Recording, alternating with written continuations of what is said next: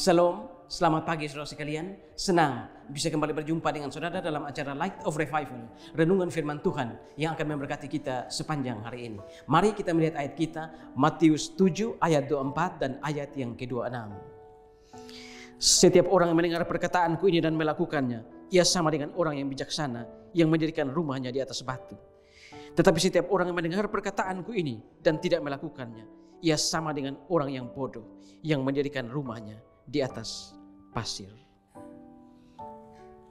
Bodoh atau bijaksana. Di akhir khotbahnya di bukit, Yesus memberikan sebuah perumpamaan yang sangat menarik. Orang yang mendengar firman Tuhan dan melakukannya, ia sama dengan orang yang bijaksana yang mendirikan rumahnya di atas batu. Tetapi setiap orang yang mendengar perkataanku dan tidak melakukannya, ia sama dengan orang bodoh yang mendirikan rumahnya di atas pasir. Aneh saudara, mana mungkin ada orang yang mendirikan rumah di atas pasir? Saudara, di Palestina ketika terjadi musim kemarau, maka musim kemarau itu berjalan sangat panjang. Dan kemarau yang sangat panjang itu menyebabkan tanah mengeras seperti batu. Lalu orang-orang yang bodoh, mereka mengira itu batu. Mereka lalu mendirikan rumah di atas tanah yang disangka adalah batu. Tetapi orang yang bijaksana, dia tahu bahwa tanah yang mengeras itu bukan batu, tetapi itu adalah tanah yang bercampur dengan pasir.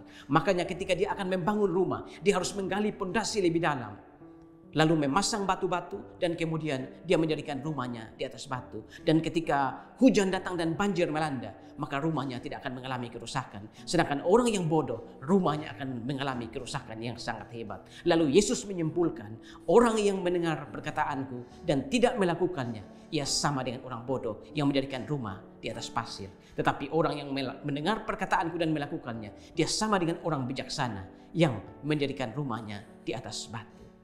Siapa orang ini? Dia menghakimi, menjudgment orang bahwa orang bodoh dan bijaksana itu tergantung dari perkataan. Siapa dia sampai dia berkhotbah seperti itu? Dia selalu mengatakan, aku berkata kepadamu. Padahal nabi-nabi besar seperti Musa ataupun Elia, mereka tidak pernah mengatakan seperti itu. Paling-paling mereka hanya mengatakan, Tuhan berfirman, demikianlah firman Tuhan. Tetapi orang ini, dia berkata, aku berkata kepadamu, seolah-olah dia berbicara dengan otoritas yang tinggi dan dengan mengatakan aku berkata kepadamu, seolah-olah dia ingin mensejajarkan dirinya dengan Allah. Dan orang ini dia berkhotbah, dia mengatakan, kamu telah mendengar firman, jangan membunuh. Tetapi aku berkata kepadamu, barang siapa yang marah kepada saudaranya, ia harus dihukum. Barang siapa yang berkata kafir kepada saudaranya, ia harus diserahkan ke mahkamah agama. Dan barang siapa yang berkata jahil kepada saudaranya, ia harus diserahkan ke neraka yang menyala-nyala. Kamu telah mendengar firman, jangan bersumpah palsu, tetapi bersumpahlah di hadapan Tuhan. Tetapi aku berkata kepadamu, jangan bersumpah demi langit, karena langit adalah takhta Allah. Jangan bersumpah demi bumi, karena bumi adalah tumpuan kaki Allah. Jika ya, katakan ya. Jika tidak, katakan tidak. Yang lebih daripada itu berasal dari si jahat. Lalu khotbahnya yang lain, kamu telah mendengar firman, jangan berzina. Tetapi aku berkata kepadamu, setiap orang yang memandang perempuan serta menginginkannya sudah berzina dengan dia di dalam hatinya. Siapa orang ini? Apa pekerjaannya? Apakah dia pernah duduk di bawah kaki Gamaliel, guru dan mahadosen pada waktu itu dan belajar? Tidak jelas. Tetapi orang yang tidak jelas seperti ini, dia berani untuk berbicara bahwa orang yang bodoh atau orang yang bijaksana tergantung dari kata-katanya. Siapa orang ini? Namanya Yesus. Ya saudara, Yesus. Dia adalah benang merah Alkitab. Ketika manusia, Adam dan Hawa jatuh ke dalam dosa, Tuhan memberikan janji. Tuhan memberikan janji bahwa kelak keturunan perempuan ini akan meremukkan kepala ular atau kepala setan. Dan ular atau setan akan meremukkan tumit dari keturunan perempuan ini.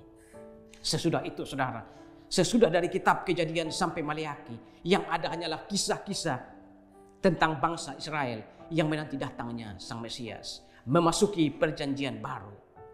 4 Injil serempak memberitakan, setelah genap waktunya, Allah mengutus anaknya yang tunggal datang ke dalam dunia untuk menebus dosa-dosa manusia.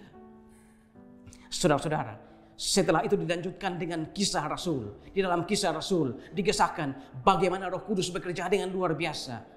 membawa orang-orang percaya, membawa orang-orang membuat persekutuan-persekutuan, membangun jemaat, membangun gereja. Dasarnya, fondasinya apa? Fondasinya adalah Yesus. Rasul-rasul juga berkhotbah.